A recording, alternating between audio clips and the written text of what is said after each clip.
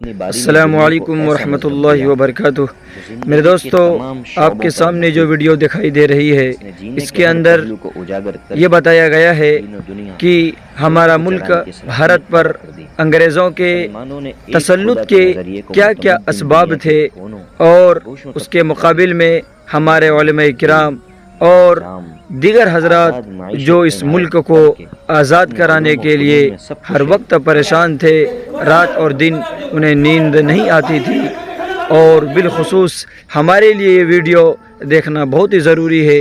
اس کی وجہ یہ ہے کہ میرے دوستو، آج ہم سے یہ سوال کیا جا رہا ہے کہ اس ملک میں تمہارا کیا حق ہے، اس ملک کو آزاد کرانے کے لیے آپ نے کیا کیا تھا۔ میرے دوستو، ہم یہ بات کہہ سکتے ہیں، اگر اس ملک کو آزاد کرانے کے لیے ہمارے اکابرین اور علماء کھڑے نہ ہوتے، شاید آج تک یہ ملک کبھی آزاد نہیں ہوتا۔ ایسا مذہب دیا جو زندگی کے تمام شعبوں پر محیط تھا، جس نے جینے کے ہر پہلو کو اجاگر کر کے دین و دنیا دونوں کو چلانے کی صلاحیت پیدا کر دی۔ مسلمانوں نے ایک خدا کے نظریے کو متمدن دنیا کے کونوں اور گوشوں تک پہنچا دیا۔ قوموں کو نئی تہذیب، نیا نظام اور آزاد معیشت عنایت کر کے اپنے علوم و فنون میں سب کو شریک کر لیا۔ یہ سب کچھ ہوا، مگر ایک مدت کے بعد مسلمان بھی زندگی کی رسمی پابندیوں میں محدود ہو کر رہ گئے، اور اپنی ذکاوت و ذہانت اور ہر شعبے میں ترقی کرنے کے باوجود مغرب کے لیے آگے چلنے کا میدان چھوڑ دیا۔ اور پھر وہی یورپ جس کو مسلمانوں کی صحبت نے بیداری کا پیغام دیا تھا، انگڑائی لے کر اٹھ کھڑا ہوا اور صلیبی جنگوں سے مزید آنکھیں کھلیں تو دنیا میں اڑنے کے خواب دیکھنے لگا۔ انہوں نے جہاز رانی میں مہارت پیدا کر کے مشرق پر للچائی ہوئی نگاہیں ڈالی اور رخ پھیر کر بادبان کھول دیے۔ صنعت و حرفت میں ایسی ترقی کی کہ ادھر والے سمجھنے سے بھی قاصر رہ گئے، اور جب دیکھا کہ لکیر کا فقیر مشرق نہ ہمارے تدبر کا مقابلہ کر سکتا ہے، نہ سامان حرب کا، تو ڈچ، پرتگیز، فرانسیسی اور انگریز اپنے اپنے مفادات کو پیش نظر رکھ کر دوڑ پڑے۔ اس تگ و دو میں ایک نئی دنیا تلاش کر لینے کے بعد ہندوستان کا ساحل آ پکڑے اور گٹھری بکچے رکھ کر دکانیں سجا کر بیٹھ گئے۔ لیکن انگریز مغربی حریفوں کو بھی اسی طرح نگل گیا جیسے ہندی بٹیروں کو یکے بعد دیگرے چن لیا۔ تیز نظر اورنگزیب عالمگیر کو خطرہ محسوس ہوا تھا، تو انہوں نے ان لعنتیوں سے ساحل صاف کر دیے۔ لیکن ان کے بیٹے بہادر شاہ اول نے کچھ رقم لے کر پھر کوٹھیاں بنانے کی اجازت دے دی، اور پھر کچھ عذر پیش کر کے بعد والوں سے قلعہ بنانے کی اجازت بھی لے لی۔ انگریز عیار جنوبی ہند میں مدراس کے ساحل پر تسلط جمانے کے ساتھ شمالی ہند کے بنگالی ساحل پر شطرنج کھیلنے لگے۔ کلکتے کی وہ کوٹھی جس کو انہوں نے اجازت لے کر قلعے کی صورت میں بنایا تھا، سیاست کا مرکز بن گئی۔ اس چالاک قوم نے مرکز سے تجارتی حفاظت کے لیے پہلے سپاہی رکھنے کی اجازت لی تھی، پھر فوجی وسعت لے لی۔ لندن سے ایسٹ انڈیا کمپنی کے صاحبان نے اپنے نائبین کو لکھا کہ ہمیں ہندوستان میں بحیثیت ایک قوم کے اپنا مقام بنانا ہے، اس کے بغیر ہماری حیثیت محض ناخواندہ مہمان کی سی رہے گی، دوسروں ہی کے رحم و کرم پر زندہ رہنا پڑے گا۔ 7,000 میل دور کی قومیں سمندروں کو چیر کر پہنچی اور یہاں کے بے شعوروں کی کروڑہا آبادی کو دبوچ کر بیٹھ گئی۔ کتنا دردناک ہے یہ قصہ، اور کتنی قابل حیرت ہے یہ بات۔ مسلح جد و جہد کی ابتدا۔ انگریزوں کے بڑھتے ہوئے قدم کو روکنے کے لیے سراج الدولہ کے نانا علی وردی خان نے سب سے پہلے منظم اور مسلح جنگ ان سے لڑی۔ انہوں نے 1754 عیسوی میں فورٹ ولیم پر حملہ کر کے انگریزوں کو بھگا دیا، جس کی وجہ سے انگریز ڈائمنڈ ہاربر میں پناہ لینے پر مجبور ہو گئے۔ ان کے بارے میں کہا جاتا ہے کہ اگر وہ اس کے بعد تھوڑی مدت اور باحیات رہتے تو آج ہندوستان کی تاریخ کچھ اور ہی ہوتی۔ نواب سراج الدولہ اور جنگ پلاسی۔ علی وردی خان کے بعد ان کے نواسے سراج الدولہ نے بھی اپنے نانا کی طرح حوصلہ اور ہمت کے ساتھ انگریزوں کو شکست دینی چاہی، اور 3 جون 1757 عیسوی میں ہونے والے پہلے مقابلے میں شکست بھی دی۔ مگر 23 جون 1757 عیسوی کو ہونے والی جنگ پلاسی میں ایک غدار سالار میر جعفر کی غداری کی وجہ سے شکست جھیلنی پڑی۔ شیر میسور ٹیپو سلطان۔ ٹیپو سلطان مرتے دم تک انگریزوں کے لیے چیلنج بنے رہے۔ انہوں نے علاقائی فرما رواؤں کو مشترکہ جد و جہد کی دعوت دی، مگر نوابوں کی وقتی مصلحتوں اور جذبے کی کمی کی وجہ سے مشترکہ جد و جہد کی راہ نہ بن سکی۔ ٹیپو سلطان نے ہمت نہیں ہاری اور وہ تنہا برٹش فوج سے نبرد آزما رہے۔ انہوں نے نامساعد حالات کو سمجھتے ہوئے یہ تاریخی جملہ کہا تھا کہ شیر کی ایک دن کی زندگی گیدڑ کی 100 سالہ زندگی سے بہتر ہے۔ سلطان اور انگریزوں کے مابین 4 جنگیں ہوئی۔ آخری جنگ سرنگا پٹم میں لڑی گئی۔ یہ جنگ قلعہ بند ہو کر لڑی گئی، مگر افسوس یہ جنگ بھی اپنوں کی سازشوں کی شکار ہو گئی۔ ایک غدار میر صادق نے قلعے کا نقشہ انگریزوں کو فراہم کر دیا۔ شیر میسور نے شجاعت کے ساتھ کئی انگریزوں کو جہنم واصل کیا۔ بالآخر قلعے کے دروازے پر جام شہادت نوش فرمائی۔ جب انگریز جنرل ہیرس کو ان کی شہادت کا یقین ہو گیا تو اس نے فخر کے ساتھ کہا تھا، اب ہندوستان ہمارا ہے۔ جنگ آزادی میں علماء کا کردار۔ علماء کے طبقے میں انگریزوں کے خلاف سب سے پہلے افراد سازی کا آغاز حضرت شاہ ولی اللہ محدث دہلوی نے 1731 عیسوی میں کیا۔ انہوں نے دیکھا کہ انگریز دوسروں کے مذہب کو پامال کرنے اور عیسائی مذہب کو پھیلانے کے لیے شرمناک ہتھ کنڈے استعمال کر رہے ہیں، لہٰذا انہوں نے انسداد کی تدبیر شروع کر دی اور ایک انقلابی جماعت کی داغ بیل ڈالی، جس کو ترقی ان کے فرزند حضرت شاہ عبدالعزیز محدث دہلوی نے دی۔ انہوں نے انگریزی حکومت کے خلاف فتویٰ دیتے ہوئے ہندوستان کو دارالحرب قرار دیا اور اس کو عملی جامہ حضرت سید احمد شہید، شاہ اسماعیل شہید، ان کے رفقا اور علماء صادق پور نے پہنایا۔ یہ جد و جہد 100 سال تک برابر جاری رہی، لیکن 1831 میں حضرت سید احمد شہید اور ان کے رفقا کی شہادت اور 1835 عیسوی میں مولانا عبدالرحیم صادق پوری کی گرفتاری اور کالا پانی کی سزا کے بعد یہ عظیم جد و جہد اگرچہ بظاہر کمزور پڑ گئی، مگر اس کی چنگاریاں دلوں میں سلگ سلگ کر مسلمانوں کو زندگی کی سعی پہم کا پیغام دیتی رہیں، اور آخر کار 26 سال بعد آزادی وطن کی دوسری تحریک شروع ہوئی، جس کو غدر 1857 کے بیہودہ نام سے یاد کیا جاتا ہے۔ غدر 1857 خاندان مغلیہ کے آخری چشم و چراغ بہادر شاہ ظفر کی جانب سے ایک مرتبہ پھر قسمت آزمائی کرنے اور سفاک انگریزوں سے نبرد آزما ہونے کے لیے شاہی اعلان ملک کے ہر باشندے اور ہر طبقے کے لیے جاری کیا گیا، جس کے الفاظ یہ تھے: چونکہ اہل یورپ ہندو مت اور اسلام دونوں کے دشمن ہیں اور اس وقت انگریزوں کے خلاف مذہب کی بنیاد پر جنگ جاری ہے، اس لیے پنڈتوں اور فقراء پر لازم ہے کہ وہ ماں بدولت کے حضور اپنے آپ کو پیش کریں اور مقدس جنگ میں حصہ لیں، کیونکہ پنڈت اور فقراء ہندو مت اور اسلام کے محافظ ہیں۔ یہ شاہی اعلان ملک کے تمام باشندوں کے نام جاری کیا گیا اور گھر گھر اس اعلان کو پہنچایا گیا۔ اس اعلان کے بعد ہر جگہ آزادی وطن کے لیے نہایت زور و شور سے تحریک شروع ہوئی، اور علماء و مشائخ دیوبند بھی اسلام کی سربلندی اور وطن کی آزادی کے لیے میدان جہاد میں نکل آئے۔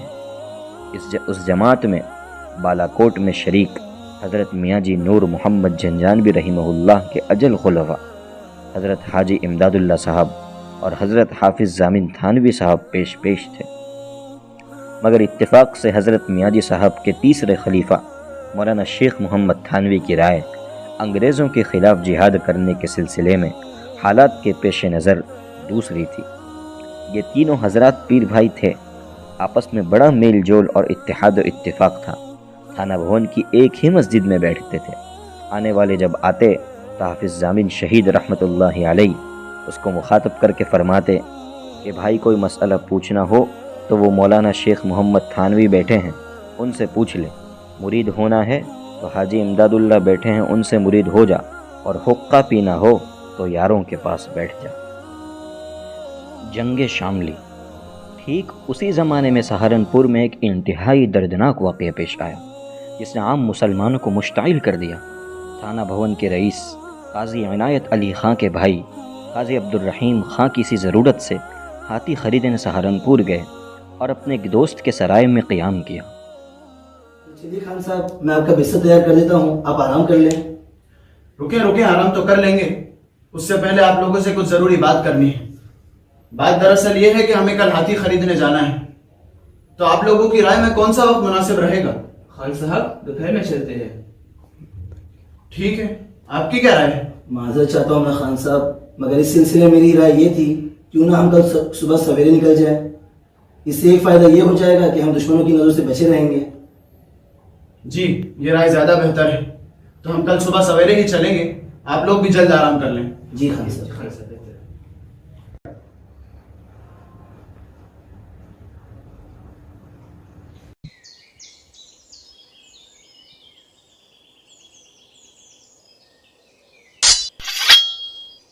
بہت اہم خبر دینی ہے، اندر جانے دیجیے۔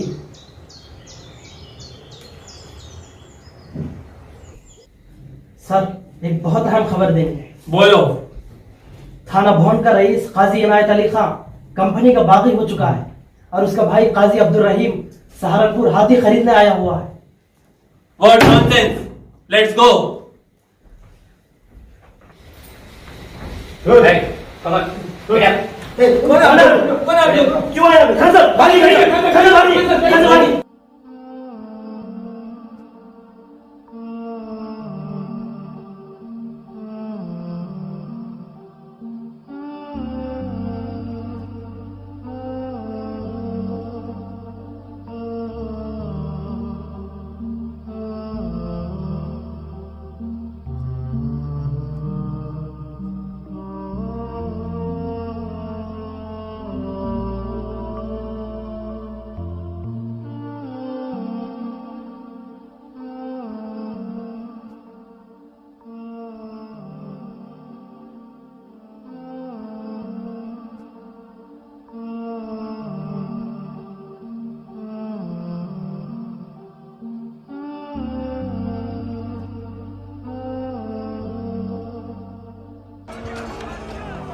اس وحشتناک خبر سے سہارنپور کے اطراف و جنوب میں آگ لگ گئی۔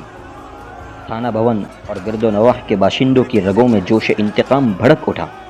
تھانہ بھون کی مسجد میں شورا قائم ہوئی۔ السلام علیکم ورحمۃ اللہ وبرکاتہ۔ وعلیکم السلام ورحمۃ اللہ وبرکاتہ۔ مولانا کیا اب بھی جہاد فرض نہیں ہے؟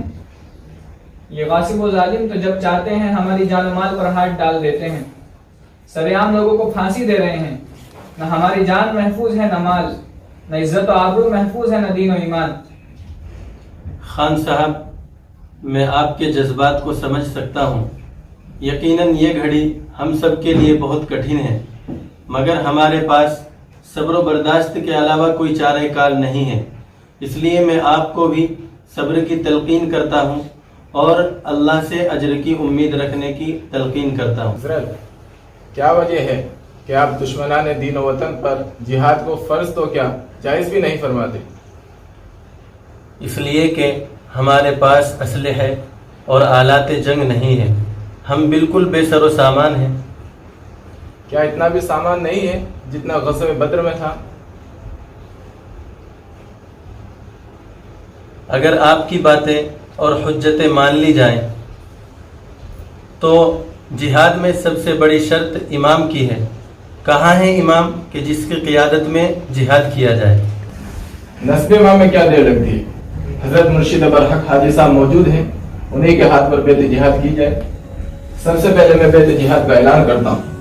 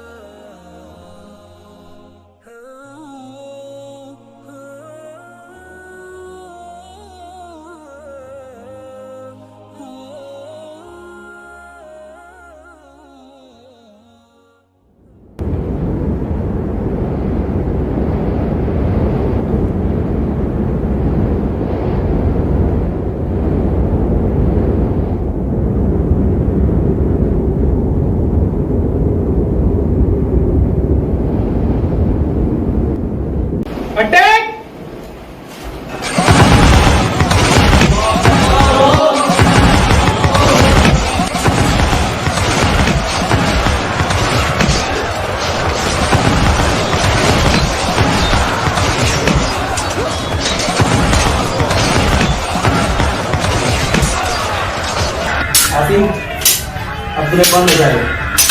अरे अपने नीचे की तो खबर ले।